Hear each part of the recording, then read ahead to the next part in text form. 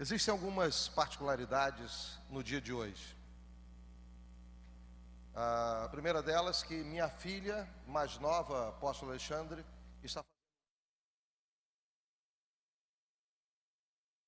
fazendo hoje. Nós comemoramos ontem o aniversário da minha filha, porque hoje eu estaria aqui com você, minha caçula. Hoje,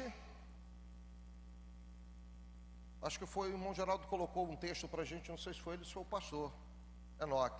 O texto que nós lemos aqui de Salmo, que fala de Sião: Deus te abençoe desde Sião, para que tu vejas a prosperidade de Jerusalém. Salmo 128. E eu estava me lembrando que hoje é ano novo em Israel. Começa hoje o ano. E nós começamos o ano dentro do calendário judaico-cristão, calendário bíblico, agradecendo a Deus por sua vida. Você está fazendo aniversário exatamente no primeiro ano, no primeiro dia do ano deste calendário. A outra coisa importante neste mesmo verso é a profecia com relação a ver a prosperidade de Jerusalém. Nós fazemos parte dessa geração que está vendo esse texto de Davi, 1000 anos antes de Cristo, de 3000 anos atrás, que foi escrito acerca da prosperidade de Jerusalém, mas logo, 1000 anos depois, Jerusalém estaria sendo destruída. Vimos este povo ficar fora da sua terra por quase 2000 anos, e hoje nós fazemos parte dessa geração que Deus permitiu que nós pudéssemos ver a prosperidade de Jerusalém. Mas o que isto traz de importante para nós? É a certeza de que tudo que Deus diz é. Há 3000 anos atrás, Davi registrava que haveria uma geração que veria a prosperidade de Jerusalém. Quem aqui já foi a Jerusalém? Quem aqui quer ir a Jerusalém? Ok. Você não precisa nem ir. Se você hoje se ligar aí na internet, você vai ver. E se você estiver participando de todas as informações acerca de Israel, do Estado Novo de Israel, você é testemunha hoje de que o que Deus fala, Deus cumpre. Porque nós fazemos parte dessa geração que vemos a prosperidade de Jerusalém. Mas muito mais iremos ver, inclusive os links proféticos que existem entre Jerusalém e Brasil e Israel. E nós vamos ver algumas coisas ainda acontecendo, como levarmos a nossa embaixada, a embaixada brasileira de Tel Aviv para Jerusalém.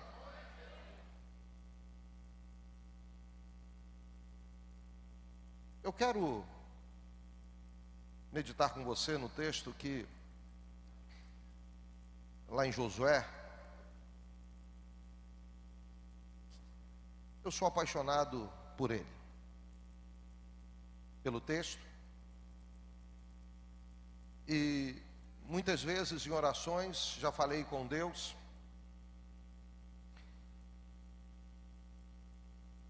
o desejo que tenho de conhecer alguns personagens quando chegar no céu. Claro, primeiro, não sou Tomé, mas quero ver as mãos de Jesus, quero ver Jesus. Mas eu tenho desejo de conhecer Moisés, e tenho desejo de conhecer o apóstolo Paulo. Moisés pela sua capacidade de liderança, mas pela sua capacidade de liderança na adversidade. É fácil liderar quando todas as coisas corroboram para a liderança. Mas liderar quando tudo praticamente é contrário, onde você depende exclusivamente do que Deus vai falar, depende dia após dia do que terá para ser comido e bebido, liderar na adversidade, fez com que Moisés se tornasse o grande ícone para todos nós. E o apóstolo Paulo, por alguém que conseguiu associar a sabedoria secular, como filósofo que era, como conselheiro de um outro grande filósofo, que foi Sêneca, que era conselheiro do imperador romano, com a sabedoria divina, com o ministério apostólico. Paulo nunca pastoreou igreja e foi apóstolo. Nós temos uns conceitos hierárquicos dentro dos dons que não funcionam muito bem, não estão corretos quando nós colocamos à luz da palavra.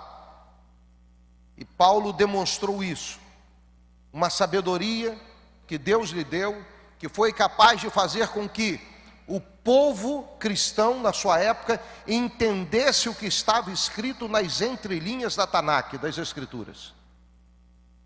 Esta é a grande missão daquele que pega a palavra, prega a palavra e ministra a palavra. Ele recebe do Espírito saber para fazer com que as pessoas entendam e absorvam aquilo não só que está escrito, não a letra em si, porque ela mata, mas aquilo que está exatamente nas entrelinhas das letras ou das linhas. O texto de Josué é um texto deste rico, que revela um homem de sucesso. E aí, apóstolo Alexandre, eu quero dizer para você que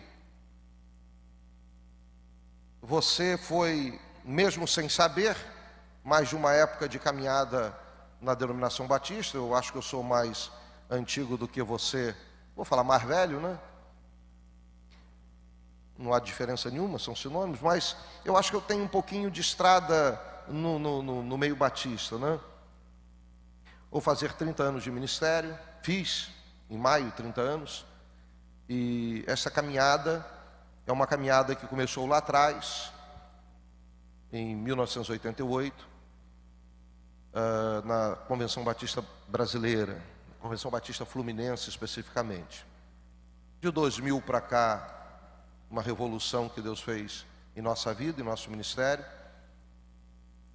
Mas nesta época, quando você ainda era, e eu também ainda era, nós éramos pastores da convenção, eu já ouvia o seu brilhantismo como pastor, como gestor, como administrador, como profeta de Deus. E depois, anos depois, nós fomos nos encontrar num dos... E eu lembro a primeira vez que eu estive aqui, que eu sentei aí, naquelas cadeiras posicionadas aí, com o apóstolo Renê aqui presente, eu me lembrei justamente de quando eu ouvi falar, e Deus nos aproximou. Mas eu quero deixar exatamente essa palavra, apóstolo, não só para o seu coração, mas eu sei para o coração de todos nós que estamos aqui, porque a palavra profética, ela tem uma repercussão, ela vai, como é que se fala com sono? É reverberar, né? Ela vai reverberando e vai passando pelos corações de todos. E esse texto de Josué é um deles que eu quero compartilhar com você. Fala de um homem de sucesso. Um homem aqui porque é Josué, mas eu gostaria de contextualizar dizendo que esse texto apresenta a pessoa, ou convida, ou caracteriza a pessoa de sucesso. E aí eu quero enquadrar todos nós nesse texto. E sucedeu depois da morte de Moisés, servo do Senhor, que o Senhor falou a Josué, filho de Num, servo de Moisés, dizendo: Moisés, meu servo, é morto. Levanta-te, pois, agora, passa este Jordão, tu e todo este povo, a terra que eu dou aos filhos de Israel. Todo lugar que pisar a planta do vosso pé, eu vou-lo tenho dado, como eu disse a Moisés. Desde o deserto e do Líbano até o grande rio, o rio Eufrates, toda a terra dos heteus e até o grande mar para o poente do sol será o vosso termo. Ninguém te poderá resistir todos os dias da tua vida, como fui com Moisés, assim serei contigo. Não te deixarei nem te desampararei. Esforça-te e tem bom ânimo, porque tu farás este povo herdar a terra que jurei a seus pais lhes daria. Então somente esforça-te e tem muito bom ânimo, para teres o cuidado de fazer conforme a toda a lei que meu servo Moisés te ordenou. Dela não te desvies nem para a direita nem para a esquerda, para que prudentemente te conduzas por onde quer que andares. Não se aparte da tua boca o livro desta lei, antes medita nele dia e noite, para que tenhas cuidado de fazer conforme a tudo quanto nele está escrito, porque então farás prosperar o teu caminho e serás bem-sucedido. Eu quero começar de trás para frente, do último verso que acabei de ler. Há um conceito que muitas vezes ele é estabelecido em mensagens, em ministrações, de uma forma equivocada. Há um entendimento de que a prosperidade vem de Deus. Na verdade, tudo vem dele, tudo tem origem nele. Mas a prosperidade como algo que Deus faz na nossa vida, que supre todas as nossas necessidades, porque prosperidade é exatamente isso, é a ausência de necessidades. Nesse texto, nós vamos ver uma colocação que Deus faz com Josué, uma fala de Deus para Josué, que difere um pouquinho desse conceito, ou seja, a ideia de que Deus é quem nos dá prosperidade. Nós vamos entender isso. Segundo, no final o texto diz que o sucesso, ter sucesso, ser bem sucedido, isso aqui é ter sucesso, não esse sucesso num conceito do mundo, que esse sucesso também, quando ele acontece na nossa vida, é fruto daquilo que Deus faz em nós. Não, o que Deus está trabalhando no texto aqui, que nós acabamos de ler com Josué, é de que Deus já estabeleceu os princípios que estão na sua palavra, e a obediência aos princípios da palavra de Deus, e não se desviar deles, é que acabam fazendo com que nós trilhemos a rota da prosperidade, nós trilhemos a rota do sucesso. Ou seja, a construção da prosperidade é responsabilidade minha, e a construção do sucesso também é responsabilidade minha. Vamos olhar o texto aqui na língua portuguesa, mas no hebraico é a mesma coisa, e a tradução foi perfeita, quando diz: porque então farás prosperar o teu caminho. Qual é o pronome que está subtendido aqui e que não aparece? O pronome pessoal, tu. Então o que Deus está falando para Josué é: Josué, preste atenção, em cima ele vai falar, não se desvie da minha palavra, nem da esquerda nem para a direita, medita na minha palavra dia e noite, não se aparte da tua boca o livro dessa lei, e depois ele vai falar: porque então tu farás prosperar teu caminho. A responsabilidade de fazer com que a rota da minha vida seja próspera não é de Deus, é minha. E ele continua e diz, da mesma forma: e então tu serás um sucesso. A construção de uma rota de sucesso na minha vida não é mais responsabilidade de Deus, é minha. Claro, tudo isso está ligado aos princípios que Deus vai estabelecer na conversa com Josué, que estão aqui escritos nos versos anteriores. Então eu preciso estar muito atento à minha postura com a palavra, com a revelação, com os princípios de Deus, porque é justamente da forma como eu encaro esses princípios, como eu vivo esses princípios, que eu construo na minha vida uma rota de prosperidade e uma rota de sucesso. Então não adianta ficar procurando oração com poder, não adianta ficar frequentando achando que a quantidade de cultos que você frequenta ou o tempo que você passa de jejum que vai trazer isso para a sua vida. Não, é observar o que está escrito aqui acima. Agora eu quero romper e ir para o verso de número 1, 2 e 3. No primeiro verso, Deus vai estabelecer uma característica marcante na vida daquele que prospera, ou que quer prosperar e que quer ser um sucesso. E ele vê isso na vida de Josué. Diz o texto que depois da morte de Moisés, que era servo do Senhor, o Senhor chegou a Josué, filho de Nun, e o qualificou. E quando Deus vai qualificar Josué, Deus o qualifica de uma forma brilhante, diz: você foi servo de Moisés, você serviu a Moisés. O que Deus estava marcando naquele dia na vida de Josué é que toda pessoa de sucesso, no caso de Josué, todo homem de sucesso, é marcado pelo princípio da servidão a alguém que ele entende que tem a unção de liderar sobre a sua vida. É a necessidade que nós temos quando reconhecemos que precisamos de discipuladores sobre a nossa vida. É quando reconhecemos que precisamos de alguém para compartilhar com este alguém as nossas lágrimas, as nossas dores, também as nossas alegrias. Alguém que caminhe conosco, alguém a quem nós devemos também prestar contas, alguém que possa também nos repreender e alguém também que esteja com a mão estendida em nossa direção para nos abençoar. Josué tinha esta marca, e Deus, quando escolheu Josué para substituir Moisés, Deus viu nele, na primeira característica que Deus vê em Josué, que Deus faz questão de deixar aqui anotado e escrito para nós, foi justamente a capacidade desenvolvida por Josué de se submeter a alguém de carne e osso igual a ele, e fazer desta pessoa o seu líder, e ele se tornar o seu servo. Nos encontramos na busca exatamente deste a quem nós gostaríamos de servir, e o fizemos até que Deus nos direcionou para outra pessoa, e entendendo que o mesmo princípio deveria ser mantido, o princípio de nos submetermos à autoridade de uma outra liderança. E novamente estamos nós caminhando juntos. E eu louvo a Deus por esta parceria, esta companhia do apóstolo Alexandre. Quer caminhar na rota da prosperidade e do sucesso?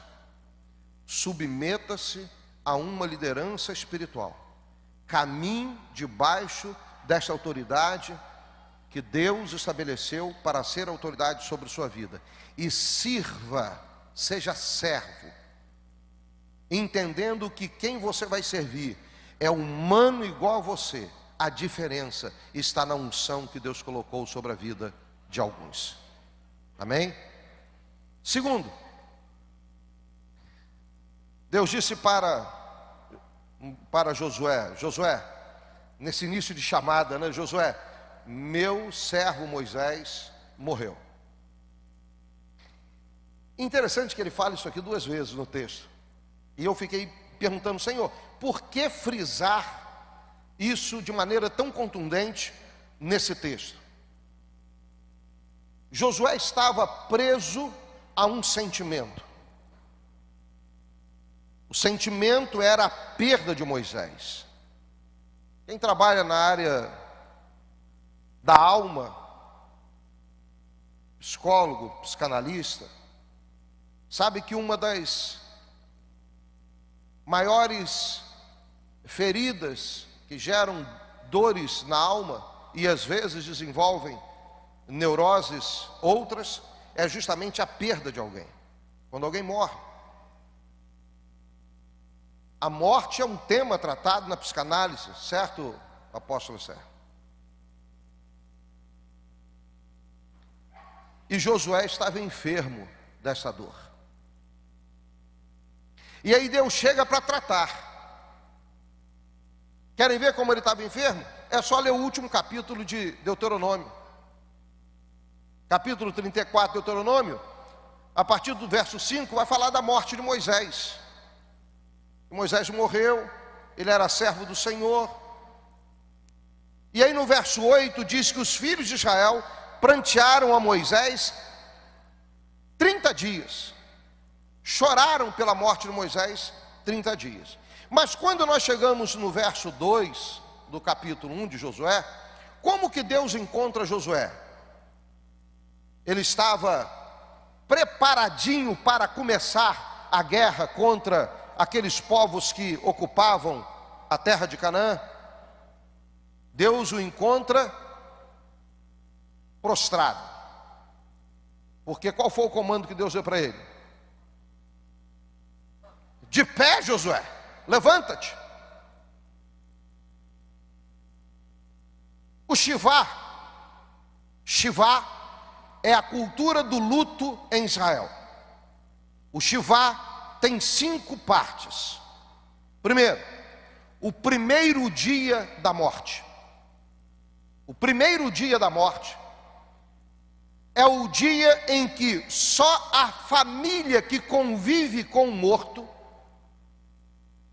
terá acesso para cuidar do sepultamento, que precisa ser rápido por causa da ausência de umidade do ar em Israel, um território onde predomina o ambiente, o clima de deserto, o ambiente seco. E aí o sepultamento tem que ser rápido por causa do alto estado da rapidez da putrefação. No primeiro dia, ninguém pode interferir justamente ali naquele processo, quando se sabe que alguém morreu. Vamos imaginar aqui Marta, Maria e Lázaro. Naquele primeiro dia da morte de Lázaro, só Marta e Maria poderiam cuidar naquele momento das coisas relacionadas ao sepultamento de Lázaro. O segundo momento do Shivá ia depois do primeiro dia até o terceiro dia, que era quando os familiares poderiam então visitar os familiares que estavam sofrendo com a perda do ente querido. Terceira fase do Shivá, do 4º ao 7º dia, quando quem não era da família, amigos, poderiam visitar então a casa, os familiares que haviam perdido o ente querido. Você está entendendo por que Jesus não chegou antes à casa de Marta e Maria, quando foi avisado que Lázaro estava muito doente, e ele estava a apenas 3 quilômetros de Jerusalém, de Betânia, porque ele estava em Jerusalém? É só subir o Monte das Oliveiras, virar do outro lado, você está em Betânia. E Jesus não foi lá, embora todos quisessem que ele lá esperassem Jesus mais cedo, mas ele não foi por causa da cultura, e ele respeitava a cultura do seu povo, e nesse momento ele não era parente, ele não era familiar, ele era amigo, ele só poderia chegar a partir do 4º dia. Por isso ele chega no 4º dia. E aí, o corpo de Lázaro já estava numa rota de putrefação já muito elevada, não? As células já estavam praticamente todas, não existiam mais no seu corpo, senão praticamente ossada e algumas outras pequenas partes do seu corpo. E Deus junta tudo isso, que milagre fantástico, né? E Jesus, por uma palavra, vai fazer com que tudo isso volte a ter vida. Mas vamos voltar ao Shivá. A 4ª parte do Shivá ia do 8º dia até o 30º dia. Esta fase do Shivá era a fase onde os familiares deveriam resolver tudo aquilo que estava relacionado à vida daquele que morreu. Ou seja, se deixou filhos, distribuição dos bens, quem era o primogênito, a porção dobrada que o primogênito teria, viúva, se tinha ficado a viúva, quem seria o remidor, se havia necessidade de remidor, e por aí vai. Tudo isso tinha que ser resolvido do 8º até o 30º dia. E a última fase do Shivá era justamente do 31º dia até 12 meses, 1 ano. Essa parte, quem observava era principalmente a viúva, onde uma vestimenta lhe era colocada, e essa vestimenta, geralmente cor preta, era que fazia com que as pessoas reconhecessem que aquela mulher, aquela viúva, estava no luto do seu marido, estava no Shivá, na última fase do Shivá. Foi por isso que Elias, quando chega em Sarepta, ele chega, olha para uma mulher e a reconhece como a viúva que Deus havia profetizado. Olha, você vai para Sarepta, lá eu vou separar uma viúva que vai te sustentar. Ele chega, logo se dirige àquela mulher e logo começa um diálogo. Por quê? Porque ele reconhece uma mulher que está de luto dentro do Shivá, e então uma viúva. E Deus havia falado que era uma viúva, que iria sustentá-lo, e ele logo identifica. Mas vamos voltar a Josué agora. O texto diz que eles já tinham pranteado Moisés há 30 dias. Essa fase do Shivá queria dizer o seguinte: era o período onde já deveriam ter discutido. Moisés morreu, Moisés deixou alguma coisa? Onde está a tenda de Moisés? Tem alguma coisa acumulada aí? Não tem, não dava para guardar nada. Muito bem, onde é que estão os filhos de Moisés? Chame os filhos de Moisés, a família de Moisés. Alguma coisa precisa ser dividida. Vamos aqui conversar e tratar das coisas concernentes a Moisés. Então tudo já deveria ter sido tratado, para que no 31º dia todos já estivessem preparados para dar sequência à missão que Deus havia dado a Moisés. E Josué sabia que ele era o responsável pela continuidade dessa missão. Mas o que acontece? Deus, quando chega, encontra Josué prostrado. Ou seja, era a fase do Shivá que ele não deveria mais estar prostrado. Então Deus intervém, porque havia sobre a vida de Josué uma palavra de promessa. E Deus intervém. E Deus fala para ele: põe-te de pé. Essa expressão agora, no hebraico, nós vamos encontrar em algumas traduções também, fique de pé já. Que a ideia é uma postura imediata, que Josué precisava desenvolver a partir daquele instante, para que ele visse novamente, pudesse visualizar toda a proposta de conquista que Deus tinha, baseada numa palavra que Deus já havia revelado para Moisés. Josué estava se esquecendo de tudo isso. Quantas palavras proféticas nós recebemos por culto? Vamos fazer uma continha rápida. Quem aqui tem mais de 30 anos de convertido que está aqui? Quem tem mais de 30 anos de convertido? Ok, chegaram a se afastar. Vou pegar lá o Paulo, lá o pastor Paulo, que foi discípulo também. Mais de 30 anos. Quantos anos, Paulo? 32. Você é daqueles lá da Era Batista também, que participava de culto meio de semana, domingo de manhã e domingo à noite. Vamos resumir 2 cultos por semana. Em um ano, são quantos cultos? Quantas semanas por mês? 4. São 54 semanas, não é isso?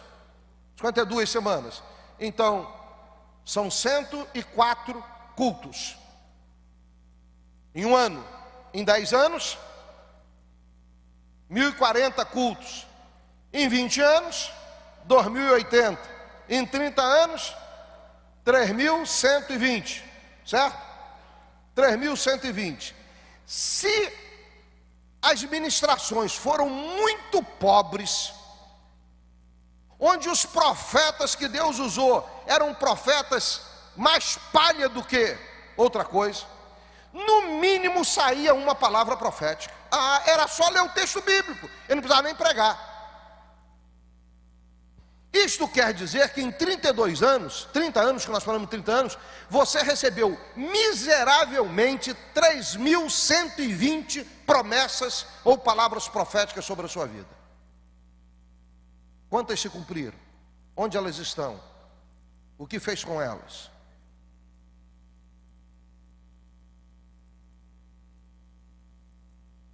Esta é uma realidade que a gente precisa atentar. Deus havia falado com Moisés, e Josué havia escutado várias vezes que ele havia separado uma terra para o povo de Israel. Mas Josué estava tão abatido com a perda de Moisés, que ele estava se esquecendo disso. E Deus chama a atenção dele e leva-o a se lembrar da palavra que ele havia dito a Moisés. E aí, quando Deus fala, Moisés é morto, quando Deus fala para ele, levanta-te, passa este Jordão, Deus estava estabelecendo 2 princípios que Josué precisaria observar, para que ele chegasse à maturidade, para a conquista exatamente da prosperidade e do sucesso. Primeiro, rompa com aquilo que está no seu passado, que pode estar prendendo a sua alma. pode ser até uma pessoa, como foi Moisés para Josué. Uma vez eu estava pregando falava sobre esse texto, mas eu ministrava sobre a morte de Lázaro, mas citei esse texto. E uma senhora com uma jovem veio à frente chorando no final. Eu não tinha nem terminado ainda de ministrar, mas elas vieram as duas abraçadas chorando e chegaram aqui à frente, e era bem alto como é este altar aqui, e aí elas pediram para que eu me abaixasse. Eu me ajoelhei e fiquei na altura da cabeça, eu coloquei o ouvido perto, e ela começou a falar: apóstolo, hoje eu consegui me libertar do meu passado. E eu disse amém, eu não sabia a história. E ela foi e falou assim: hoje eu consegui sepultar o meu filho.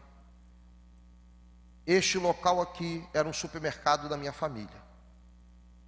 Meu marido já tinha morrido no infarto, e meu filho assumiu o lugar do meu esposo. Ele trabalhava exatamente numa sala que fica exatamente onde o senhor está aí pregando. Eu estava pregando numa igreja na consagração de um diácono que tinha sido meu aluno, e ele me convidou para pregar no dia da consagração dele ao diaconato. Ele disse: exatamente aí, meu filho foi assassinado. Alguns homens entraram para roubar o mercado, pediram meu filho para abrir o cofre, e depois que levaram tudo, ainda mataram meu filho. E a minha casa, lá o quarto do meu filho, está tudo intacto. Eu lavo as roupas dele, eu passo, eu penduro tudo no lugar novamente, eu arrumo a cama dele todos os dias, porque para mim meu filho vai chegar. Ela ficou presa ao passado, a alma dela ficou presa ao passado. Ninguém consegue vencer, ninguém consegue ter sucesso na vida, ninguém consegue prosperar se a alma ainda está atrelada a alguma coisa do passado que já morreu, ou que já deveria ter sido sepultada e não está. Pode ser pessoas, podem ser pensamentos, podem ser desejos, podem ser pecados. Quem não consegue romper com aquilo que está amarrando a alma no passado, não consegue sucesso na vida.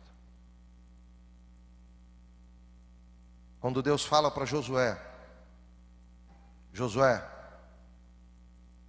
levanta-te e atravessa esse Jordão.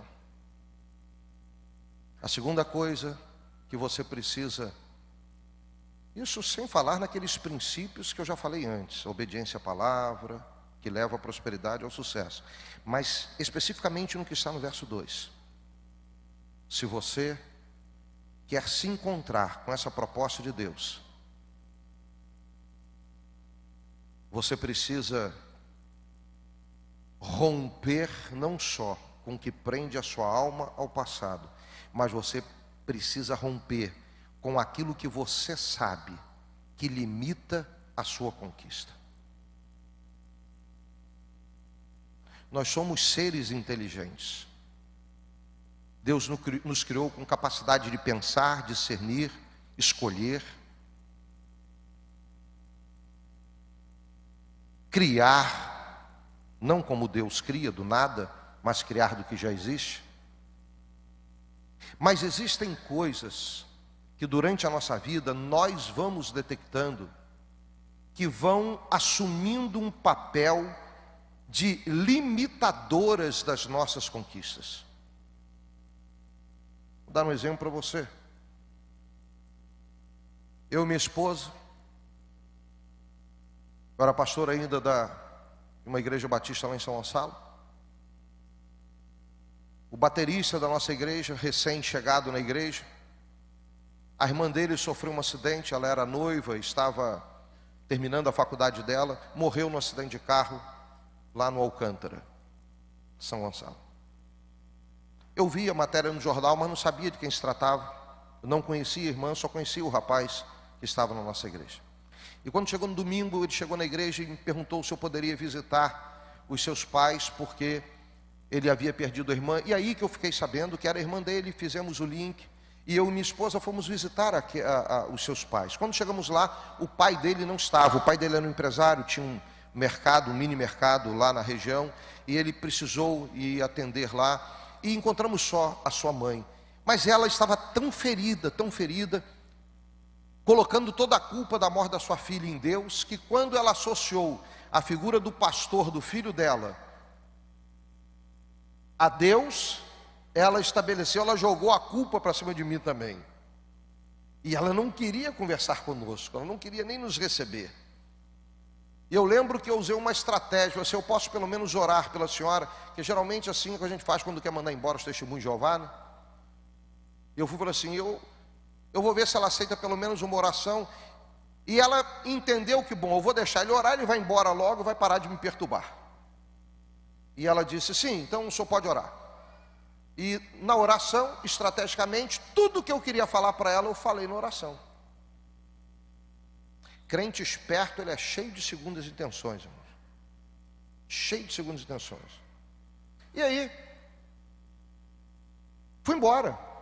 Saímos, depois conversamos ali com ela já na saída para o portão, mas fomos saindo e fomos embora.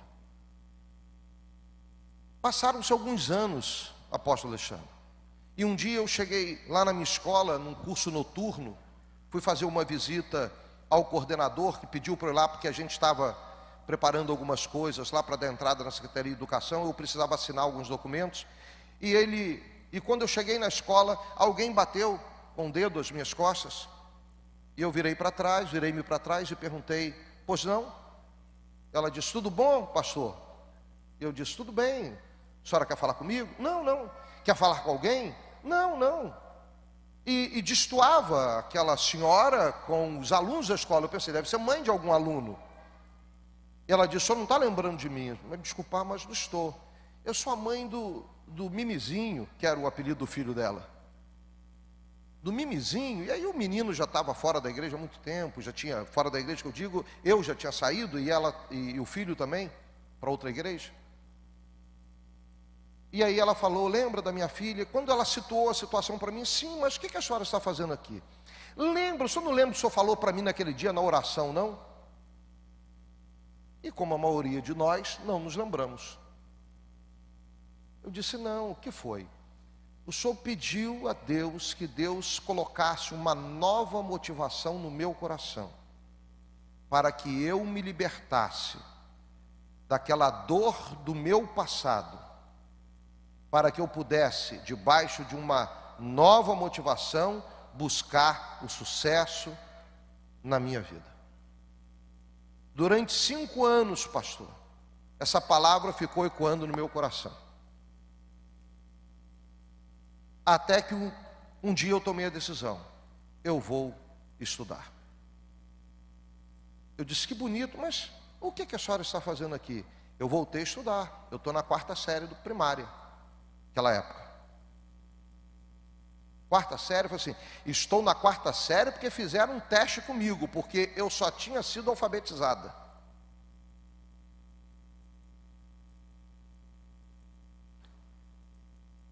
Ela deveria ter mais ou menos os seus 50 e poucos anos. Já era mais velho que você. E tinha voltado a estudar no meio de adolescentes. Alguns anos passaram, alguma coisa em torno aí de uns 8 anos. E eu estava numa solenidade de formatura, que a gente aproveitava todas as formaturas da escola para evangelizar. Segunda intenção.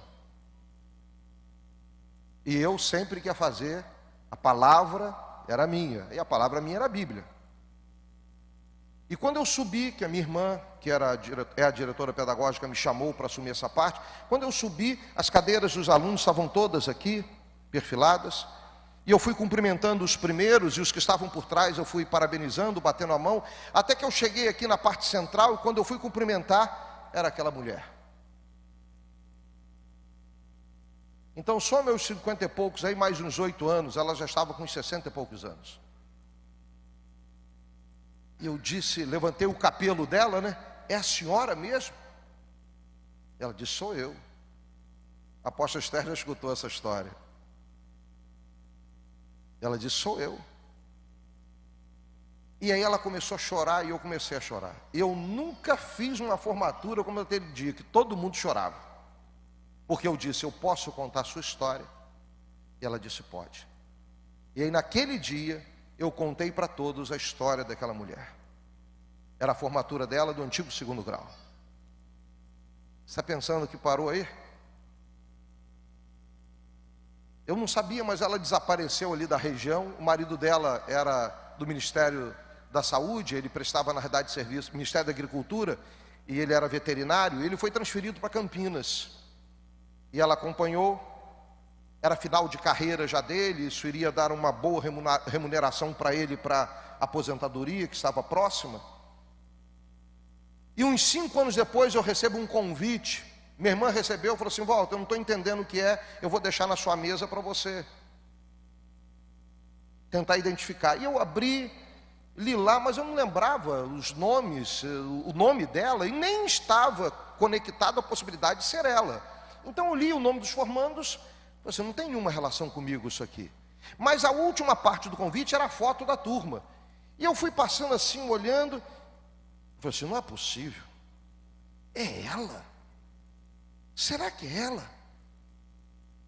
Aí liguei para minha irmã, eu estava no escritório da FATEF, aí liguei para minha irmã e falei assim: Valéria, vê no arquivo aí o nome daquela mulher, lembra dela que na formatura tal. Ela: sim, não preciso nem ver não, o nome dela é fulano de tal. E eu disse: é ela, Valéria. Valéria é o nome da minha irmã. É ela, Valéria. Não é possível. Psicologia pela Unicamp, Alexandre.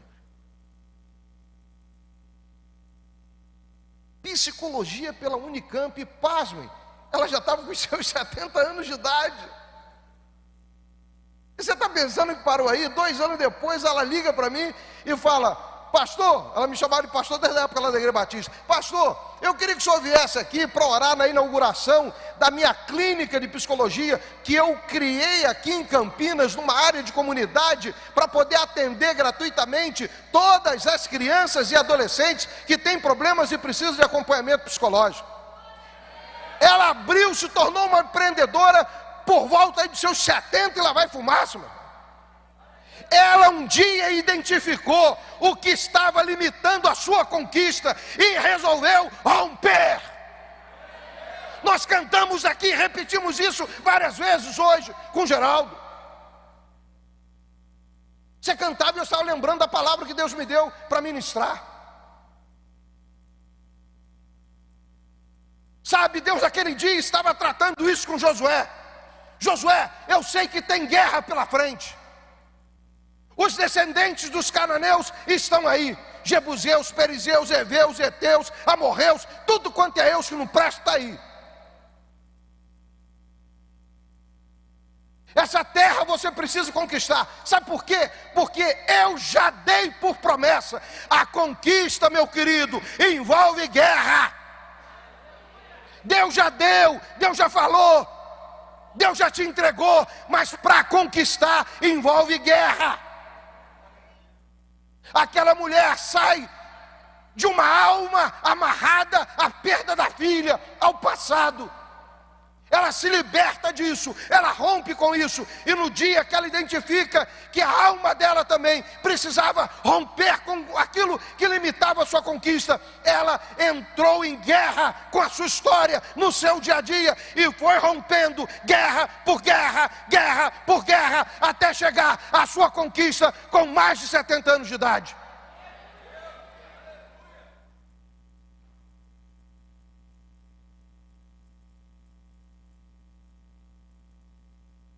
Eu ia terminar aqui, mas eu queria orar.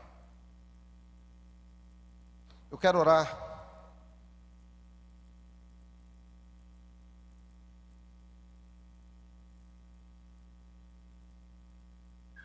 por você,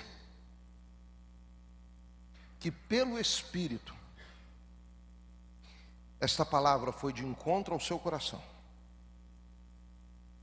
Você identificou com o Espírito Santo algo na sua existência que foi impactado pela palavra profética que Deus liberou nessa noite. Apóstolos estabelecem rotas de conquistas. Apóstolos indicam rumos. Quando eu compartilhei com você a experiência da minha filha, do meu filho, da minha nora, que estão lá estudando no Paraguai, eu sabia que eu poderia estar ajudando você e Mariana na construção desta rota, porque esta é a unção que Deus nos deu.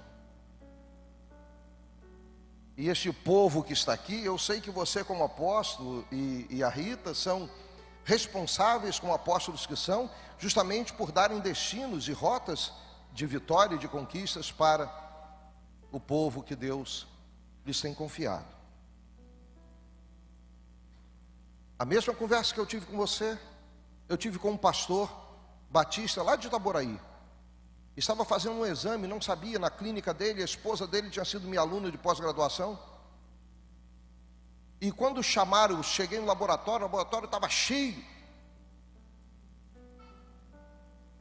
Fiquei até meio envergonhado, porque pegaram o meu nome e chamaram logo o meu nome para ser atendido. E aí, quando eu entrei na sala para fazer o exame, a pastora Lídia, esposa do pastor Wagner, lá de Itaboraí, a pastora Lídia estava lá dentro. Ele falou assim: ah, era o senhor mesmo. Quando eu ouvi o nome aparecer aqui no computador aqui dentro, eu falei assim: mas pastora, está cheio lá, a senhora me tirou de lá, me passou à frente de todo mundo. A Bíblia diz que a gente deve dar honra a quem merece honra. Então aposto que eu fiz com o senhor foi te honrar. Eu não discuti, deixei para lá. Ela disse: o meu marido está ali do lado na sala da direção e ele já sabe que o senhor está aqui. Ele quer que o senhor dê um pulinho lá para tomar um café com ele quando sair daqui, que eu estava em jejum. E quando eu cheguei lá, ele falava comigo e aí ele sinalizou o sonho que ele deixou passar de fazer medicina. E eu disse: mas o senhor já morreu, pastor Wagner? Ele disse: não, mas eu estou com 65 anos, Walter. Então eu já fiz psicologia, eu fiz biologia, eu fui fazendo uma porção de cursos na área de saúde, mas meu sonho era fazer medicina. E aí eu compartilhei com ele a minha experiência, a sua experiência com o Mariano. Ele pediu o telefone da minha filha. No dia seguinte, minha filha ligou para mim e falou assim: pai, apareceu um pastor maluco aqui hoje para fazer matrícula no curso de medicina, e aí disse que foi o senhor que mandou. No dia seguinte, irmãos. E aí eu fui lá visitar a minha filha agora no Dia dos Pais, eu e minha esposa. Minha filha, liguei para o pastor Wagner, que ele está lá também em Cidade do Leste, e falei: pastor, mandei uma mensagem para ele: vamos comer uma pizza, eu estou aqui no Paraguai. Ele: apóstolo, eu voltei ao Brasil para pegar a minha esposa, para ela também vir estudar. Estão os dois agora no Paraguai fazendo medicina. O que eu quero dizer com isso? Talvez o Espírito tenha dado para você hoje uma palavra e uma rota de destino. Eu não sei o que você conseguiu identificar aí. Eu dei alguns exemplos na área de educação, porque é a minha experiência profissional paralela ao ministério apostólico e pastoral que eu exerço. Mas não precisa ser nessa área. Pode ser um desatar até da sua vida dentro da área ministerial mesmo onde você está. Mas pode ser alguma coisa na área afetiva, dentro do seu casamento. De repente alguma coisa que está fazendo, prendendo você ainda, mas que está lá no passado, que está morto, e você precisa sepultar isso, romper. Eu queria orar por você, que identificou na voz do Espírito Santo, no seu coração, junto à sua alma, junto à sua mente, de que algo Deus hoje separou nesta palavra profética para mover você. Não é fácil não. 3 vezes nesse texto do capítulo 1, Deus vai usar com Josué a palavra razak, razak, razak, razak. Isso quer dizer: esforça-te, esforça-te, faça força, Josué. Deus não vai fazer o que você precisa fazer.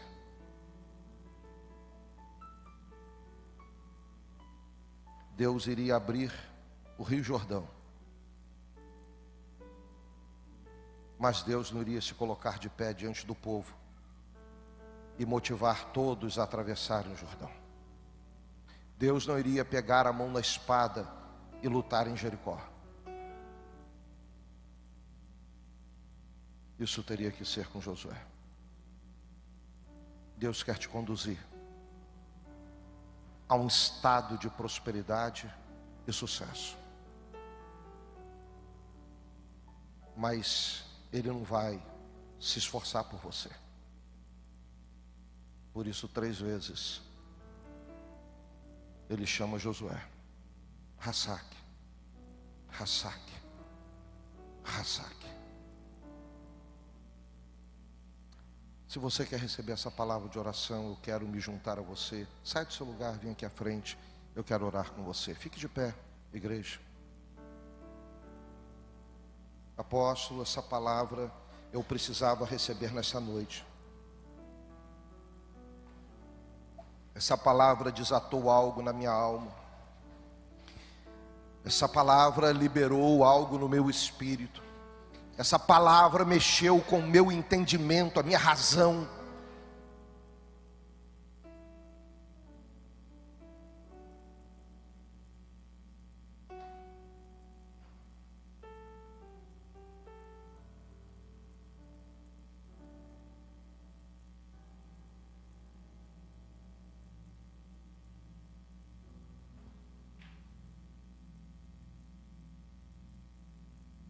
Razak. Esforça-te, não tenha medo, não temas, rompa com o que limita a sua conquista. Razak, esforça-te, não temas. As lutas virão, as guerras surgirão, mas o Senhor pelejará contigo.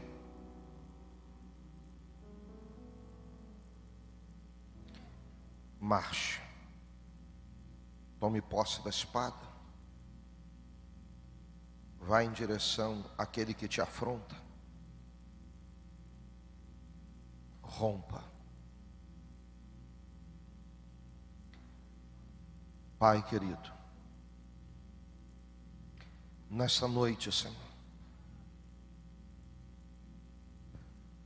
a Tua palavra se torna um selo na nossa alma. Somos marcados, crivados pela Tua palavra. Ela é nossa bússola, ela é nosso norte, ela revela a direção para cada um de nós. Pai, se aqui havia desistentes, cansados,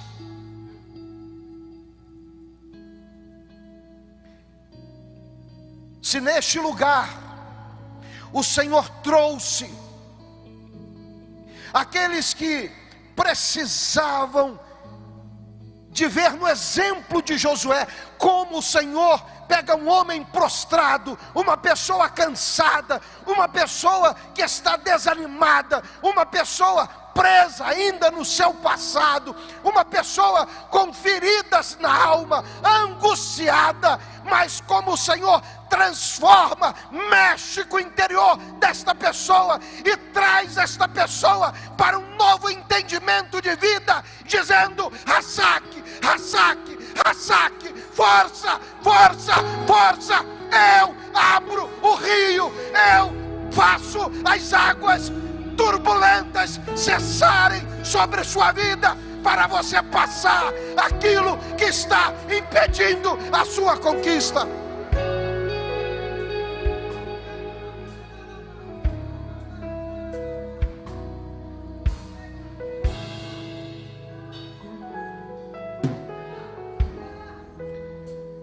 Deus, seus filhos e filhas que vieram aqui à frente, deram um passo, Senhor, na direção dessa busca. Entendemos, Senhor, que há um propósito maior entre o Senhor e cada uma delas. Algo que, assim como o Senhor tratou pessoalmente no coração de Josué, o Senhor quer tratar pessoalmente com cada um dos teus filhos. Meu papel, Senhor, nesse instante, eu entendo, debaixo do sacerdócio que eu exerço, que é apresentar ao Senhor estas vidas. Uma vez despertadas pelo poder da tua palavra, agora elas estão sendo apresentadas a ti. Cuida delas, Senhor, que elas estejam completamente dispostas a permitirem que o Senhor faça o sobrenatural na vida delas. Anima o cansado, reaviva aquele que aparentemente já estava morto nos seus projetos e sonhos.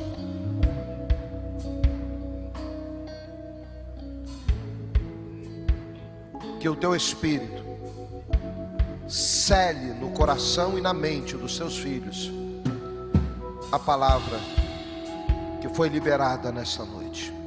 Pai, eu apresento a ti a vida do apóstolo Alexandre. Te agradeço pelo alinhamento que tem acontecido entre nós, entre nossas famílias, entre nossos ministérios. Abençoa a vida da apóstola Valnice, Senhor, lá em Angola. Traga de volta. E que neste momento, Pai, em que nós temos estado debaixo desta liderança sobre nossa vida, eu te agradeço porque o Senhor nos colocou juntos, como amigos, como irmãos, como servos, como apóstolos. Agradeço ao Senhor por aquilo que tem sido nutrido, ó Deus, na vida do apóstolo Alexandre. Que o Senhor renove sobre sua vida as promessas que o Senhor tem dado para o teu filho. Que o Senhor esteja ativando nele cada vez mais tudo aquilo que está relacionado ao ministério que o Senhor tem confiado a ele, de tal forma que ele receba dos céus toda a sabedoria, para que seus discípulos sejam ativados na mesma dimensão que o teu filho tem sido ativado. Entrego a vida de todos que aqui estão hoje nas tuas mãos. A nossa palavra, Senhor, é uma só. Muito obrigado, Senhor. A tua misericórdia, a tua graça por nós, ela já basta. Em nome de Jesus. Amém, Senhor.